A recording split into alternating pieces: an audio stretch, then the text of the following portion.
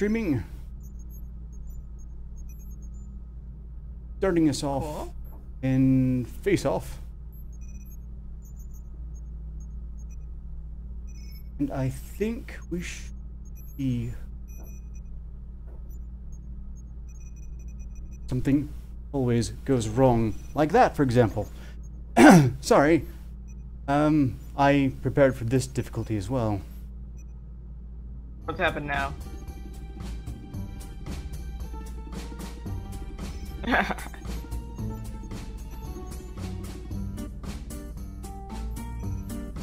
There we go.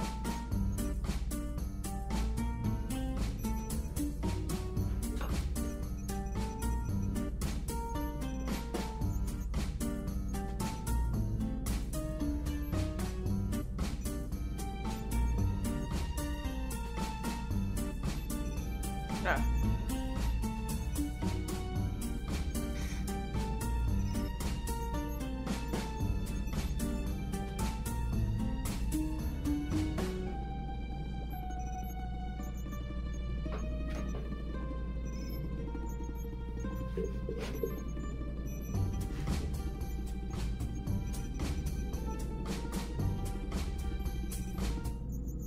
Back to Face Off. We can now hopefully see... hello. Hello, Misty. Ah, very good. The chat is showing up much better, at least on my end, how it'll appear in the recording course is a big if. Again, terribly sorry, I am working with mediocre equipment here, so the video quality for the guest hasn't been perfected yet. Hopefully you can see yourself and it's acceptable. Yes, it's acceptable. Fantastic. Let me just... That should be better. That looks fine to me. I think you might have something, No, just a glitch. Never mind. I was about to say, I don't think anything should be wrong. It's fine. Sorry to, The alarm upside you. of working with, built-in cameras. Right. Not much goes wrong with them. Quite. Unless I find a way to make it go wrong. Sadly, always a possibility. One more thing. Check, and that is to promote this bloody thing myself. They already tweeted on me. Tweet at you, looking at someone else, and then I just need to tweet in general.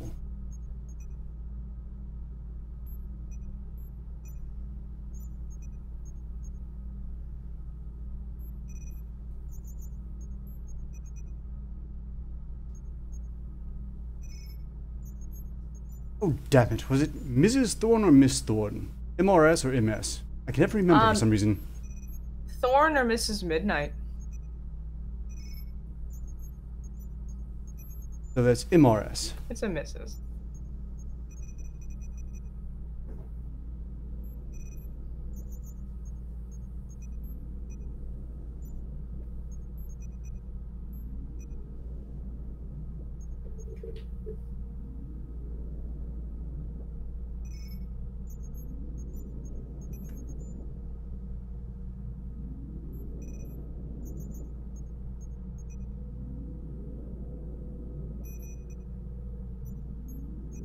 Right.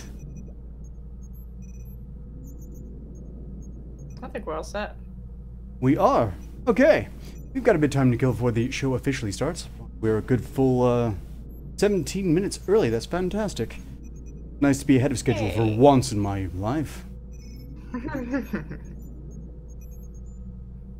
And this will do for now. Thanks all to who all is watching. We have Arketer, Misty, I assume Jinx Curse will join us soon, and whoever happens to stumble upon the promotional twits. How does the evening, or afternoon, you okay, find you? Oh. The evening, I mean, it's actually, mid-afternoon. Yeah, so I caught myself on that one. But I cut out. It's gone wrong now! Cut out, again. Audio! Yes. Always going to be something.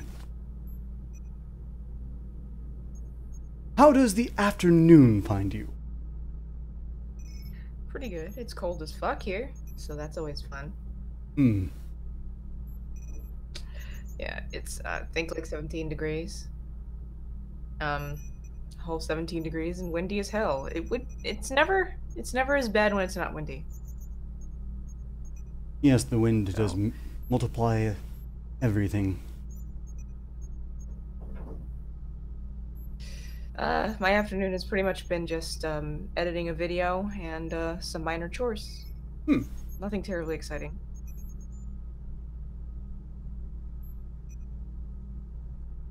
Well, you again have my sympathies. Certainly, it's proof that no one escapes the basic chores of life.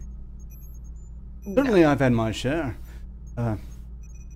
Day has been relatively uneventful on that point, but you know, one has to still tend to supplies and such.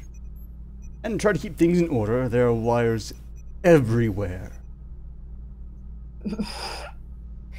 My life is wires too. There's wires here to my feet. If I pull on this one too hard, I lose my compressor. It just like fucks off to the floor. It's great. I can only sit in one particular way. Otherwise, everything just gets wiped off my desk. Well, yes, that's how it often turns out to be here as well. Plus, I have countless small little projects that I'm always working on in some small measure, like never quite finishing, just lying around bits and pieces. Not all of them are entirely safe. I really must get better organized. But, you know, well, hopefully it's not going to be a problem in the run.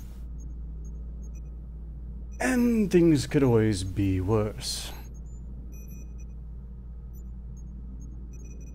Yeah, could be dead for good, so they could always be worse. You could be in containment. That seems pretty terrible, too. Technically speaking, I'm effectively in containment anyway, but it's just not with the Foundation. And it's out of necessity. One doesn't run a quasi-clandestine research concern without, you know, drawing a certain amount of unwanted attention. Very dirty little bastards. Right. Who all... Did we still... Anyone new here?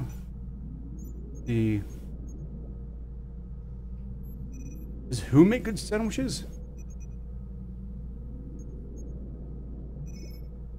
I assume there's a question for you. Do I make good sandwiches?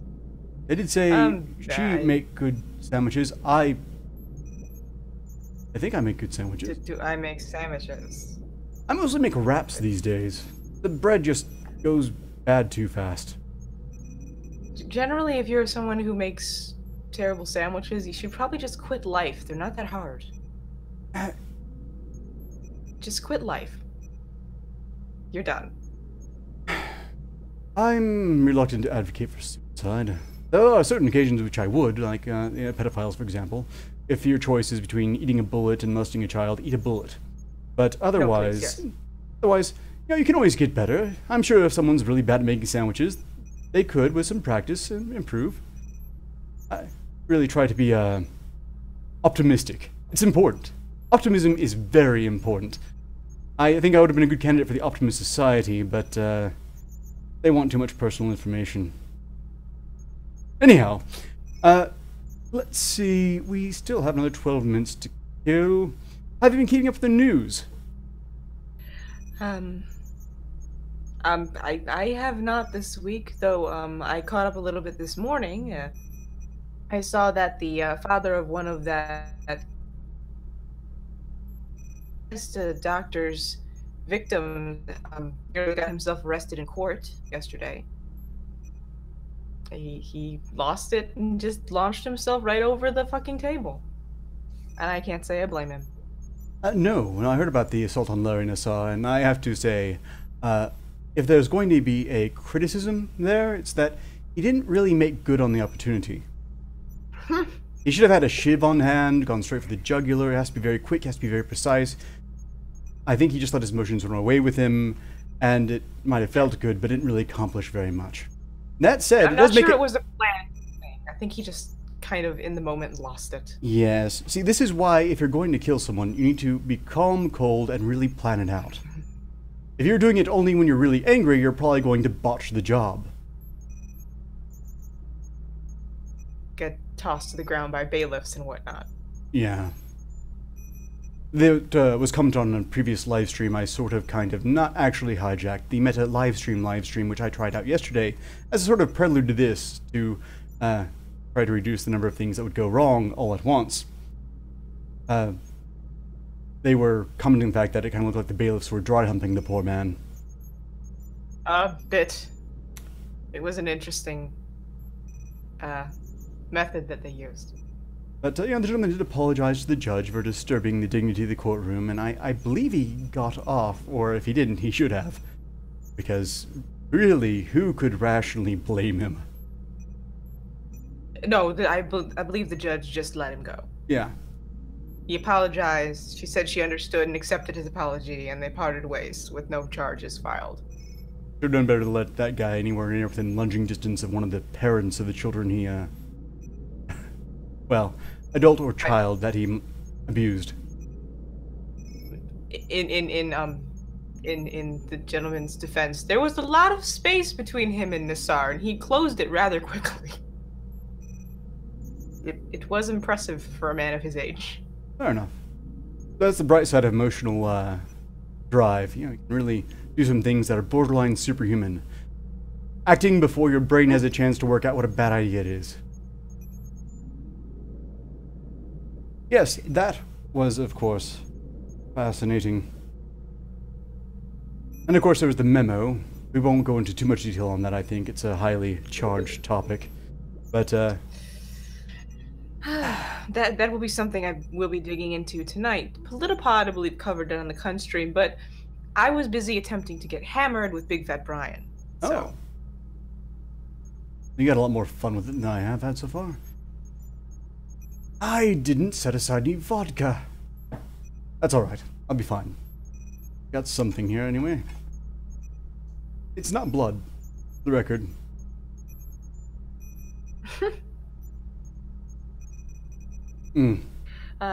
Sadly, also non-alcoholic.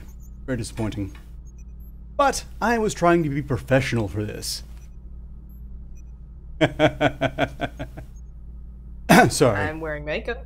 Oh yes, you're doing a fantastic job, I have to say.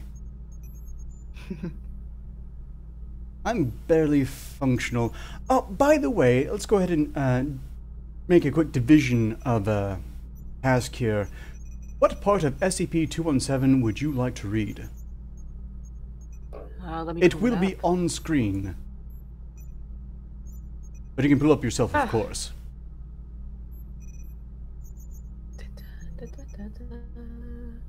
Whichever one I can do symptoms. Notes on symptoms? That would be fine. Notes on symptoms. Okay. AKA the second half. Yes, actually, that works out quite nicely. Okay. So I will cover the name, rough description. Once again, they failed to provide any sort of description picture. They've gotten really lazy about that in recent years, haven't they? This is an early one. I'm surprised they don't have it. But yes, it's been rather lazy. Though some of them, I believe, are... What is it called? That thing that I'm bad at. Quantum theory type SCPs, which I believe are hard to actually depict. Yes, theoretical things are hard to draw. Especially when it's mostly math. And weird math at that. Okay, I can't blame them for that, but... Surely someone has done something with cogs in a wound, maybe? I don't know.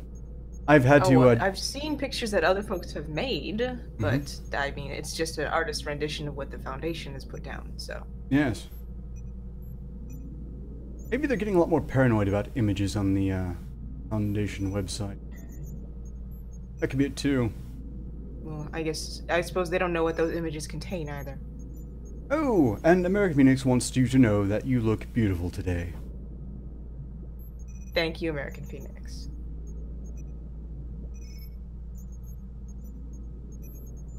Yes, and Patriarchy Bear was offering some suggestions on how society could be refined to apply the murderers towards taking out people who should be murdered.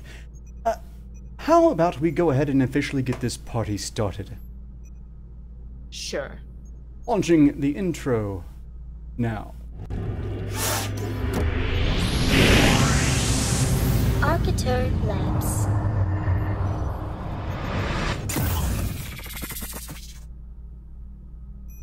Greetings, welcome to the live stream. I hope everyone is here. If you're not, too bad. Tonight I have with me, in this inaugural guest live stream, Thorn Midnight, or Mrs. Midnight. And we will be covering SCP-217 before I ask some awkward questions. If you would like to take time to introduce yourself or make any comments. Yes. I'm Thorn Midnight. I am a vampire that runs a narration channel on my little corner of the internet, also called Thorn Midnight, though I frequently go by Mrs. Midnight on Twitter, and you can find me at Mrs. Midnight YT on the Twitter. And also I have if you have any stories you want me to read, DM me, they're open. I've botched the chat box again. Is it fucked up? We'll see the chat messages eventually, but it'll be the duty of all watchers to comment often so as to move the chat box along. Anyhow, let's move on to the SCP file. This evening we have item SCP-217, Object Class Arketer, Special Containment Procedures.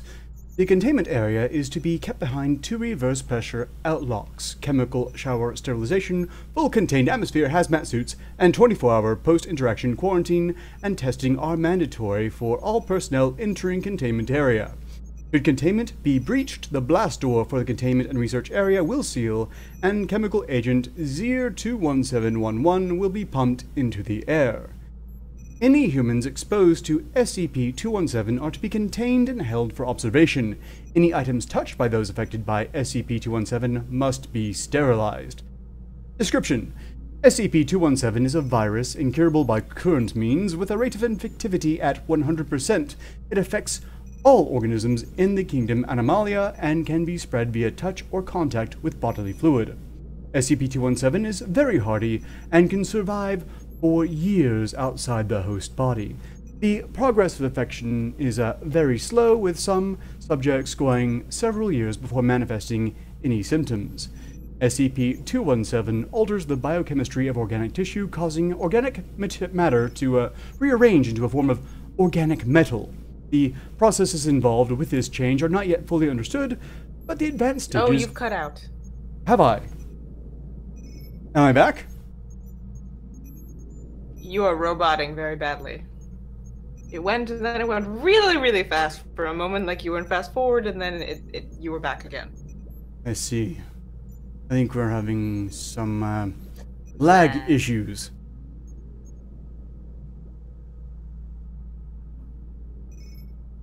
I'm gonna run some quick diagnostics. Won't be long. Just you know, I'll be right back. We'll just go through the intro again.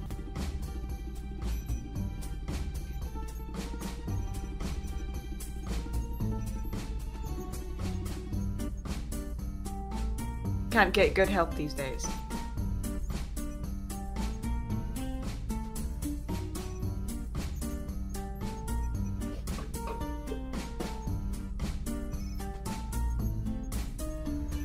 Me?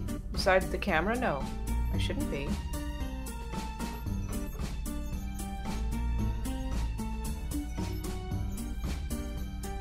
I know, it's no. I've turned everything. Discord is off, Steam is off.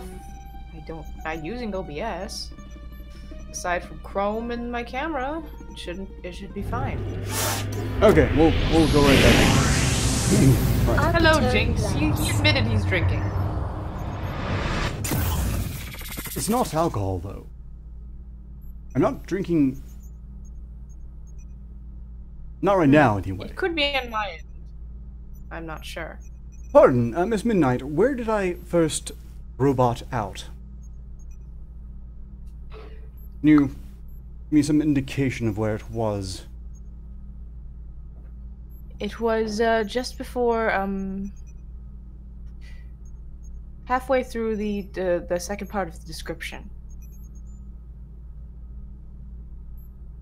The progress of infection, like right in the progress of infection, is very slow. Right. And something else has gone horribly wrong. Let's see if we can just power through this before something catches fire. Good. All right. The process involved with the change are not fully understood, but the advanced stages are well documented. A subject will begin to turn into a complex arrangement of gears and clockwork, these taking over for the former biological functions. Advanced stage infection is reported to be very painful, but earlier stages are oftentimes unnoticed, with only vague feelings of confusion, insomnia, and joint stiffness. Parts are replaced by gears and small tubes, joints by gear networks, eyes by structures not unlike primitive hand crank film cameras, etc. SCP-217 shows first on the outside of the body in all creatures except mammals. In mammals, it first converts the internal structure before manifesting outside the body. This can cause those infected to go for very long periods of time without knowing of infection. SCP-217 has been shown to totally convert the inside of the body before showing any externally visible symptoms. SCP-217 has infected several major metropolitan areas in the past, most notably the mental state of those in middle to advanced stages of infection has been shown to be much diminished. Subjects respond in a repetitive fashion, are very dull and mechanical in action, and are easily distracted and confused, and appear generally irritable when faced with new problems.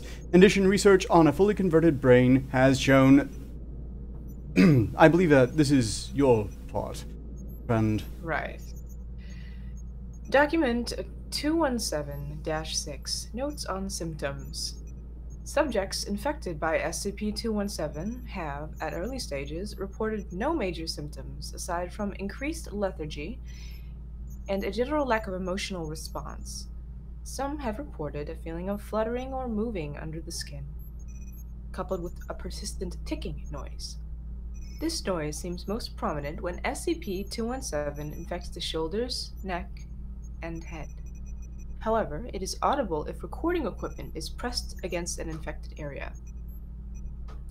Initial infection of SCP-217 has been almost undetectable. As the infection advances, subjects will begin to feel sharp, tearing pain in areas that are being converted. It has been compared to a knife wound or a deep muscle tear, and can persist for hours or several days, depending on both the subject and the infected area. The new clockwork organs appear to tear and rip at tissue for a short time before becoming fully integrated and settling into surrounding tissue. And this is believed to account for the pain. Areas infected appear to be metal, mainly brass, steel, and iron. Other substances have been reported, appearing to be leather, rubber, glass, wood, and other basic materials. Despite appearances, it is purely organic material, and even carries a subject's DNA. Organs and tissues affected appear normal, carrying the same as the materials they resemble, instead of normal tissue density. Areas damaged repair over time, but it is much slower than standard human regeneration. Damaged areas can be instantly repaired by replacing damaged areas with new parts of the same type.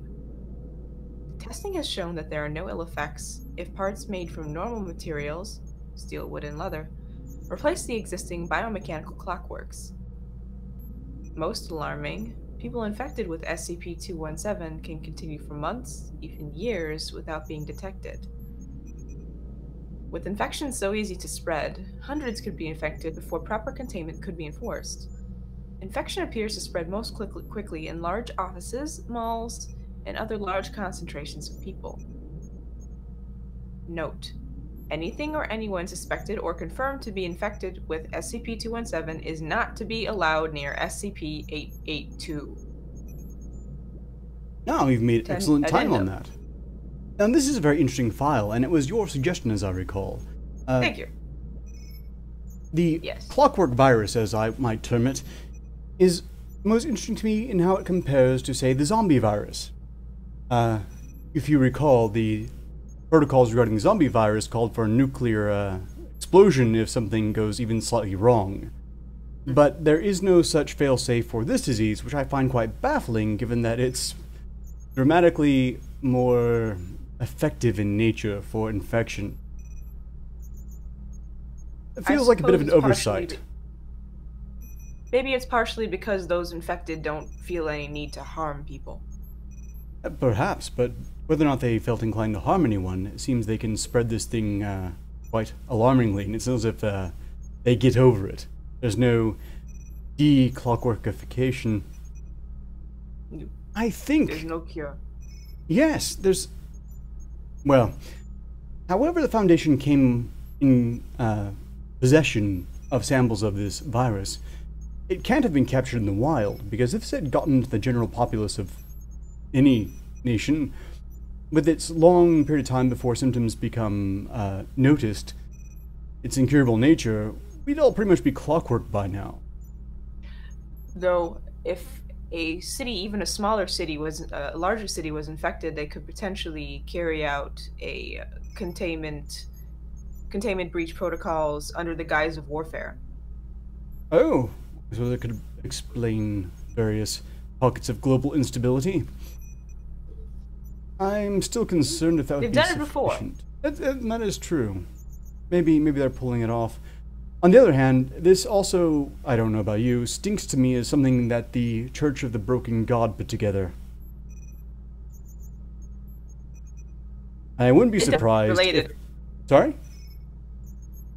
Yes, it seems related to the Church of the Broken God, especially when they mention to keep it away from 882. Mm-hmm. So, I hope these aren't even on the same fucking continent as one another. Yes, I would hope not as well. And it does seem that 217 was designed to work with something else. Is this, people infected with this virus could potentially supply 882 with an endless amount of material. Indeed. And I suspect this would be considered a key component of resurrecting the Broken God. Although I still have to say, between the Broken God and the various Sarcasm cults, I think I might rather deal with the Clockworks. Yeah. For those of you unaware, the Sarkic cults are... well, they're flesh horror cults. Just really quite disturbing stuff. At some point I'll have to go over SCP-682, but there's just so much involved with the flesh that hates. Yes. Also, the village is interesting as well. Oh, quite. Sarcasm in general is fascinating, and just how incredibly batshit insane it is. The adherents especially. They're very popular with the... How about this having something to do with a factory? I suppose this is entirely possible, but if the factory was involved in this, I would expect them to be making it, and if they were making it, they'd be mass-producing it, and if they were mass-producing it, then we shall all be talking with clicks and whistles. Yes, I would think it's more Church of the Broken God than the factory. And definitely not Anderson. Quite. Although I still insist that SCP-01 is an O5's tale is just an O5's tale. The idea that Anderson is behind the factory also implies he'd be behind Anderson Robotics. Seems a little too convenient. The Sarkic cults are definitely interesting. The village is one of my more favorite ones as well. The flesh that hates, I think that the people that are infected with the flesh that hates are considerably more dangerous than the ones infected by this particular SCP. I think that's why the containment procedures aren't as serious. Yes, because although they're easy to deal with. I would say that this further supports my theory that they're really overreacting to the zombie virus. And that thing, you know if someone's infected within 10 days, yet they quarantine them for months. This, they quarantine them for months and still not be sure if they're infected.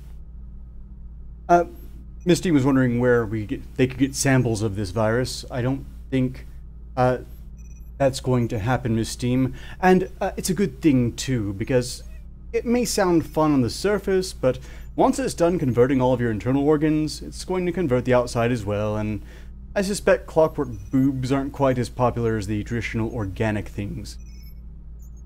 Also, it converts your brain and makes you lose all sense of self. And if you think vagina dentata is bad, imagine if it's all gears.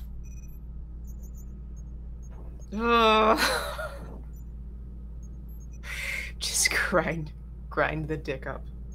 No. Yeah, that would be horrific. They did mention also that glass is a possibility.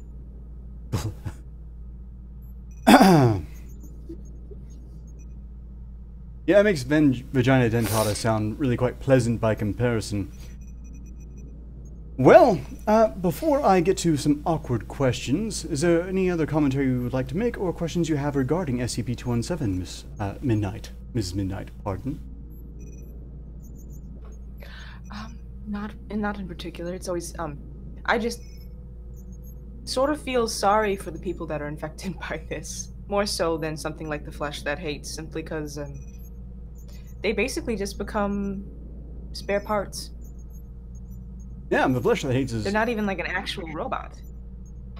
The flesh that hates, it doesn't seem to keep personalities intact. Anyone who's sufficiently infected by that is probably insane beyond salvaging and doesn't even know how messed up they are. But this implies that even fully converted, the victim is aware of what's happened to them. They're just a bit duller and more mechanical in nature. That's quite cruel, to be aware of everything that you've lost due to, in this case, what I think is highly likely, some idiotic machine cult. Though, I don't know that even 882 was created by the Church of the Broken God, so this might just be something that existed without their interference. Not that it's ever stopped them from It would be very assuming it's useful part to of them, it but anyway. I'm not sure that they create. Oh, yeah. Of course, but I'm not sure that they can take credit for its creation. It hasn't stopped them in the past, and after all, they're not taking credit for themselves, they're taking credit for the broken god, who they'll then somehow revive. All I know is I'm glad that... The Church of the Broken God takes credit for a lot of things that they had nothing to do with. Yes, but they're all relics of the broken god, all parts to fix it, in theory. There are other SCPs that just make me wonder how much they're right about and how much they're wrong. And, yeah, this sounds like a SCP-created gimmick of theirs. But, you know, you're right, it could be just naturally occurring in some other way, or some variation of SCP-882. Anyhow, now, if I understand correctly, Mrs. Midnight, you are a vampire, that's correct? Correct.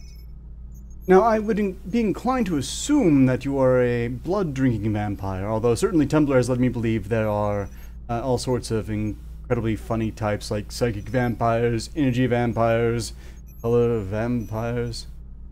But as with most things Tumblr, I'm inclined to assume most of that's rubbish. Most of Tumblr is rubbish. This is very true. What Most sort of the vampire... internet is rubbish. Yes, this is also quite true. What sort of vampire are you? Well, I would be considered a liver eater, which is a much older form of vampire than the sanguine vampire, which is a type of vampire that drinks blood, the most commonly known type, because organ meat is actually much more efficient than drinking blood. It's just the liver is very organ. Does the liver have to be eaten raw, or can you at least prepare it? You know, maybe deep fry it, have some liver fritters, or... When you cook it, all the bits that keep me alive kind of are destroyed in the process, including the blood. Blood is important. I can survive by drinking blood, but I require something that's a little bit more rich in nutrients. As a vampire, do you identify as trans-living? Trans-living. No, I believe I just identify as undead. My pronouns haven't changed because there's only two genders. I see. And there's only living and there's unliving, so I am of the undead. No matter what Ghastly says. Someday I'll have to ask Ghastly about that. But probably not anytime soon, because I don't think they've addressed me directly since that one barbarian livestream. If I understand that you do drink blood as well, then does it have to be fresh from the vein, or is blood that, say, naturally secreted every month or so acceptable? Ugh. If you're talking about menstrual blood, that would be the vampire equivalent of eating shit. It's waste. It's waste material. That's disgusting. Ugh. Ugh. But we're on the Those topic feminists of... that make pancakes out of it. Oh, God. The fuck is wrong? See, once I read an article about a woman that made sourdough bread out of her yeast infection, and I thought that was the grossest thing I'd ever seen a human do. And then there's menstrual blood pancakes.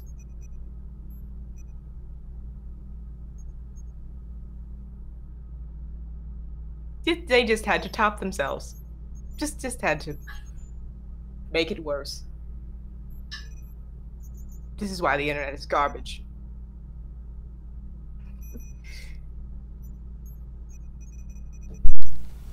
Are you okay?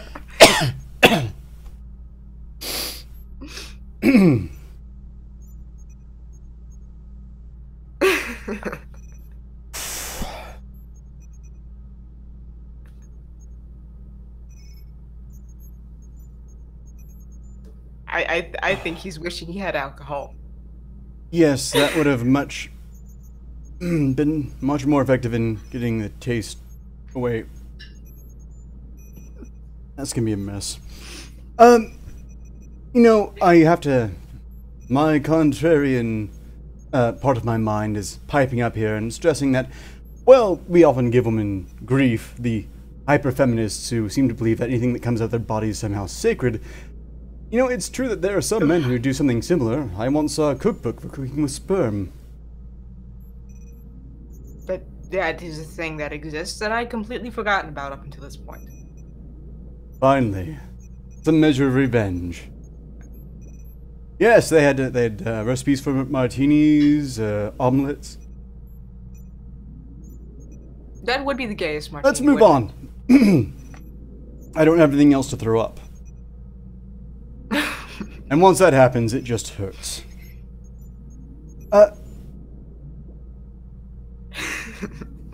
On the topic of period blood and being the vampire equivalent of corporophilia, is food poisoning a concern for a vampire? Thank goodness, no. I'm actually immune to most forms of bacterial infection and poison, even. Which is lovely, because the attempt has been made to poison me via dead body. I see. I'm just wondering, I'm sitting here wondering, why does this liver taste like almonds? Oh, I see. And this raises an option that perhaps poisons such as that could be used as a type of seasoning. And Possibly, if you got yes. very good at the way poisons tasted, I'm pretty sure you could find some very lucrative work as a food tester. Assuming that raises a good question: can you eat normal food? Yes. It doesn't taste nearly as good as it did when I was alive, but I can eat normal food. Fantastic. Definitely have a doesn't future do as a anything food tester if you need to. I didn't even know I could smell or sense arsenic. Useful, I suppose. Not Right. particularly. Well, that was a very educative thing to learn. Moving on, would you say... I will say though, alcohol does not work the same way. If you've never seen a liver infected with cirrhosis, it tastes absolutely fucking terrible. It's all basically gristle and hard and chewy and gross. So, pickled Take care of livers yourselves. don't I appeal. might need to eat you someday. No, no, don't pickle your liver. It's not helpful in any way. But, on the other Take care of hand... yourselves. I might need to eat you someday. Yes, or alternatively, if you would like to decrease your odds of being eaten by a vampire, one might consider drinking heavily. Yes, I do tend to stay away from drunks unless I absolutely have to now. And drug addicts.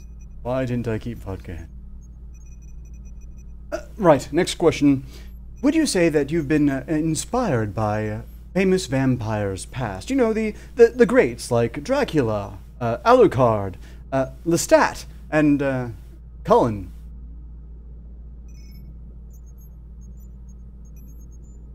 I'm not sure we'd consider Cullen even in the past. It's more like recent history. And also, no. I will say I did enjoy the Anne Rice series quite a bit, and I also enjoyed Bram Stoker's Dracula. He's probably closer to what I am than any of the others that you mentioned, especially Cullen.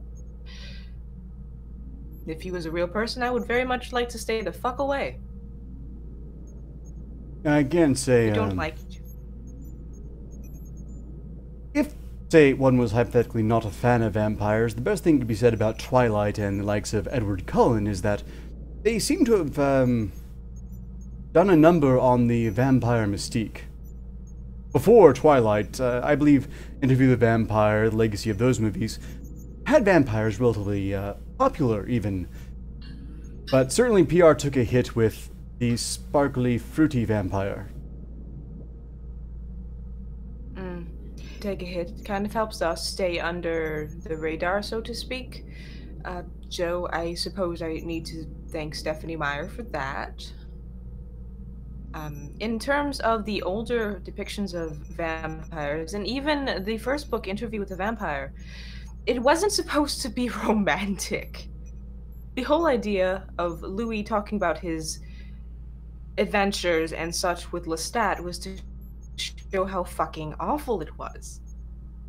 And I'm not entirely sure that the movies got that across. No, apparently not. I mean, at the end of the interview, if I recall correctly, the so-called journalist who was doing the interview was keen on the idea of becoming a vampire at the end of it. Which means that even he kind of missed all the warnings in there. Yes, at which point Louis was extremely disappointed. As was I. But for other reasons... Moving on. Vampirism. As the common man understands it, it's sort of blood transmitted or can be shared with others, which raises the question, is vampirism sexually transmissible? No, and there are a few more steps needed before one becomes a vampire, including being a thrall until whomever it is that is controlling you dies. No, I see. Yes. On one hand, I that don't sounds have a any thralls. lot more complicated. On the other hand, this does lower the risk of an epidemic, I would imagine. Oh, if it was sexually transmitted, the entire world would be vampires by now. Oh, and Petra Arketer was wanting to ask about the invasion of dark matter in the space... Oh, that! No, we won't be discussing that. Sorry, Petra Arketer. Another time, perhaps. Now, on the topic of... Back to the topic of vampirism. I have done some research on vampires, and I was just wondering if this applies to you. Let's say, hypothetically, you were trying to chase me down to eat my liver. If I had, say, a bag of ball bearings, and I just threw it on the ground, and it exploded, sending ball bearings everywhere... You know what? Let's get a bit closer for this. If I threw that bag of ball bearings on the ground, you just... Would you be obligated to count all those ball bearings before pursuing? No, but I have heard of vampires that do have this problem. Occasionally, if one dies and is turned into a thrall, and they already have some type of mental condition, it will be amplified by being turned into a vampire. So if someone were to pass into vampirism having obsessive compulsive disorder, they might not be able to resist having to do this. So basically, pre-vampire, if they, say, wash their hands rather excessively, then post-vampire, they would be compelled to count everything that fell to the ground. Do you know if this is the origin of Sesame Street's The Count? Isn't that puppet that entertains children? Indeed. I don't know if it is, but I would think that would actually be the inspiration for that. I don't think I've given much thought to children's puppets.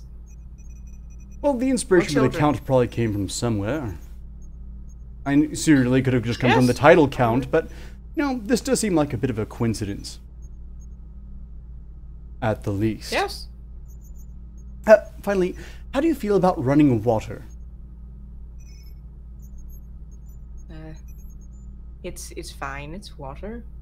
It doesn't really bother me at all.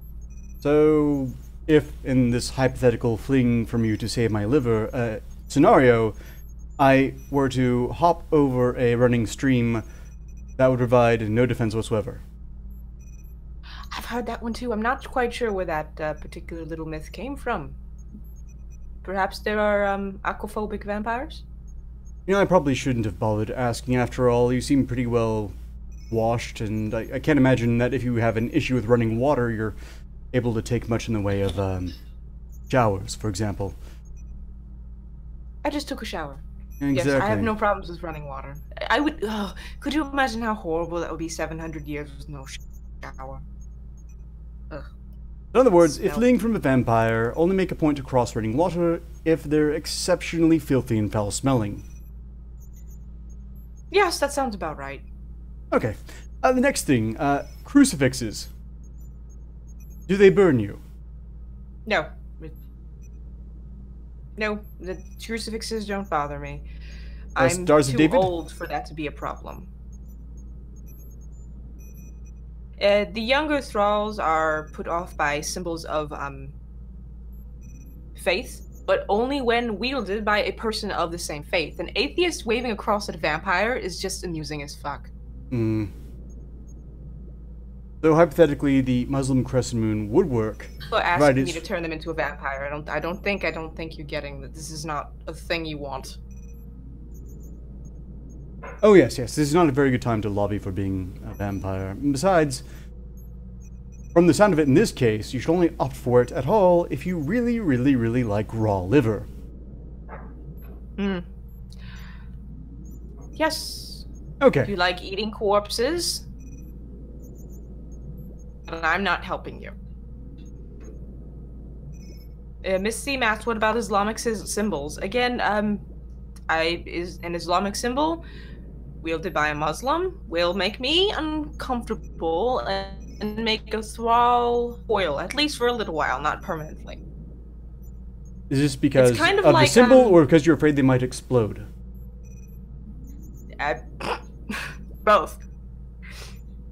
Sounds reasonable. But because of the symbol, it's a bit like if you've ever dropped something into a fire and you have a few seconds to snatch it back out again, but you have to work up that nerve to do it. It's a bit like that. You can do it, but it takes a little bit. Oh, and Commander A and B was wanting to know, apparently, do you know what the preferred flavor of blood type is among vampires? You'd have to ask a sanguine vampire. I wouldn't know. They all taste the same to me. I see. Okay, well, there you have it. I think that about wraps it up. Thank you very much for joining me, Miss Midnight. It has been a blast, and I hope to have you on again sometime in the future when hopefully I've gotten this working still more smoothly. Unless there's some other topic you wanted to go across? Nope, I have nothing. Just the SCPs and the vampire questions. Very good. And Commander A and B, don't worry, this will stay on the live stream when it's done, so you can always review it. I don't think it was much more over an hour, if that, so I'm not wasting anyone's time too much yet. Thank you again, Mrs. Midnight. I would like to encourage everyone who isn't already subscribed to Mrs. Midnight to take a look at their channel, their narration, and of course, I believe you were doing a sort of midnight theater thing. Yes, I'm going for Midnight Theater. I'm going to be doing, I think, a reading on Tuesday night. celebrating 300 subscribers. So there will be alcohol and possibly terrible poetry. Fantastic. I would like to attend that myself, although I have noted that we seem to be operating in very incompatible time zones most of the time, but I now know I wasn't going to whinge. Okay, well, thank you again for joining me, thank you all for watching, and until next time, progress continues. Just Goodbye.